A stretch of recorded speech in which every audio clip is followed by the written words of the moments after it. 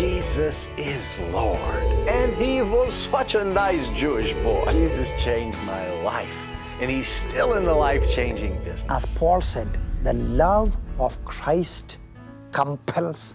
You know, Randy, I think most people don't realize how much darkness there is in the world. It can't be just coming to church and getting pumped up with you and I are all going to have something of faith in us by which we Jesus died stand. to save sinners, and you are a sinner. Hello and welcome to CrossTalk.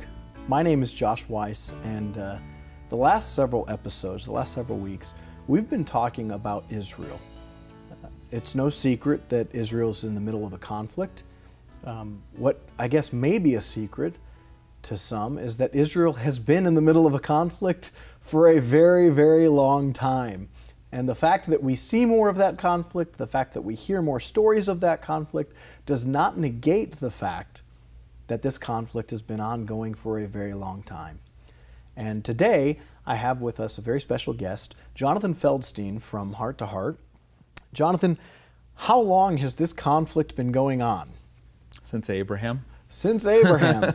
It's true. It is true. It's a funny, comment with the question, but that's the reality of it. I'm aware of even some of the recent conflict.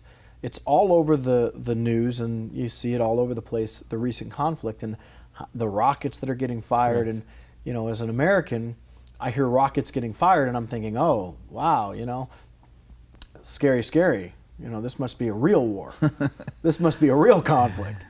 But the reality is, there's been rockets being fired for a very long time. This is nothing shocking. This is nothing new.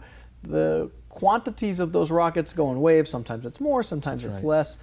I try to put myself in the position of someone like yourself, an Orthodox Jew living in the land of Israel.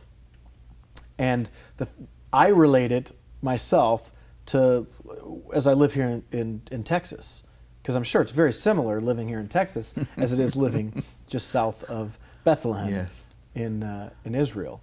You see, in Texas, we get storms all the time. I mean, these storms, there's some pretty bad ones. There's some scary ones.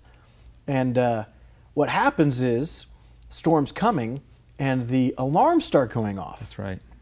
And you hear the alarm and, at first you're thinking, is that what's going on? And then you start to realize, oh, that's an alarm for a tornado or for, severe thunderstorm, and the alarms are all going off. And so what do? I do nothing. I keep watching TV, keep the laptop on my lap, keep eating dinner with the family, whatever it is. I'm typically not going to respond because the alarm doesn't really mean that much to me. I've seen bad storms before, and I'll kind of know when the storm gets closer. It's not quite the same for you. It's not the same at all. You similarly hear an alarm, and it's comparable to the alarms that I hear with the tornado warning, but your alarm has much more meaning because your alarm is indicating not that the storm is in the vicinity, not that the storm may or may not be a bad storm. Your alarm is basically saying, hey guys, there's a rocket that has been fired in your vicinity. It's going to be there within about 15 seconds. You might want to go get to your bomb shelter. Right. It's fun living there, right? It's a blessing living there, fulfilling the promise and prophecy that God made going back to Abraham, but God didn't promise it was always going to be easy. That's what I've realized living there, one of the things. So,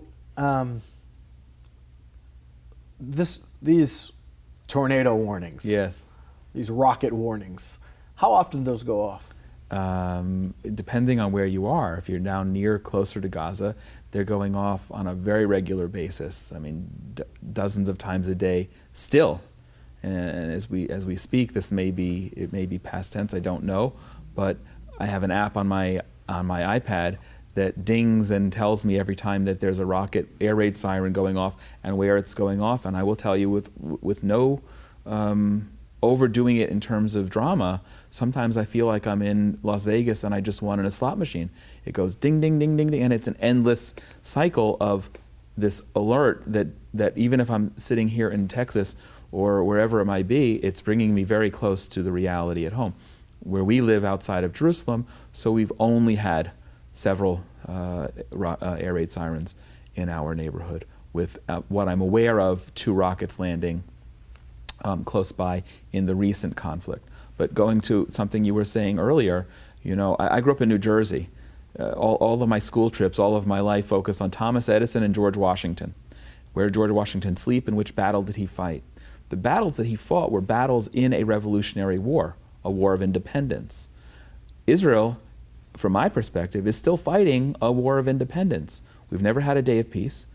We've had relative days of quiet. And what's happening today, maybe when it's over, someone will give it a clever name and say, oh, it's the war of such and such in July of 2014. Last big war we had was the Second Lebanon War. Why? Because it was the second time we had a war with Lebanon. But these are all really just battles in the same war. We're still fighting for our very existence. So my understanding, and correct me if I'm wrong, we'll say since around 9/11, 2001, since September 11th, 2001, there's probably, it's hard to keep count, but there's roughly been about 15,000 rockets that have been launched into Israel from the Gaza Strip area. Just from the Gaza alone. area. So 15,000 rockets. 15,000 rockets have been fired into Israel from the Gaza Strip since September 11th. Round numbers, obviously. And that's just from Gaza. If you were to then combine to that how many rockets have been fired into Israel from the Lebanese side, Correct. You're easily over 50,000 rockets. That's right. And that's been going since 2001. Sometimes more, sometimes less, but there's been a consistent awareness of those tornado alarms since 2001 and before, but the counting is pretty simple since 2001. Yet, tourism to Israel continues. Now, I've been there a good handful of times, and I've never heard an alarm go off. I've never ran to a bomb shelter. I've never been in fear of my life. In fact, when I go to Israel, I feel like I'm in the safest place on the planet. It's true. The amount of security I go through, the amount of care that the people that I'm with go through to make sure that I'm safe, I feel very safe in Israel. And yet, tourism in Israel, which is one of the key forms of the economic sustainability in Israel, the tourism tends to drop when the media makes a bigger deal about what's kind of been consistently going on since 2001. Correct.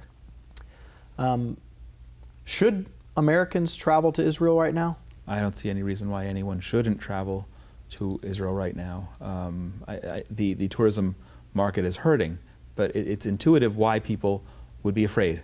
It's intuitive because the message that one gets is that we're all in a war zone. And admittedly now, so the rocket range has gone further, but we've been blessed with an Iron Dome that's shot down 90% of, even more, of the incoming rockets that are going to areas that are populated. Thank God. I mean, it's really only God's hand that there aren't more casualties. It's everyone is a loss, but what, 3, 4, 5 civilian casualties in the course of over 2,000 rockets being fired these last weeks? As of now, maybe more by the time people are watching this. Certainly there will be more. It's not stopping now. Yeah. And it's a miracle. The day I flew here to the States, there was a man on my flight coming home to New Jersey saying, regretting that he hadn't been to Israel before and feeling completely safe and with only minor adjustments to their itinerary, had an incredible trip and was anxious to come back in the middle of a war. That was his expression. But I also believe that if we have faith in God, being able to protect us, and or aware that we are all mortal, there's no reason not to go to Israel, any more reason not to go to Dallas or Chicago or anywhere else.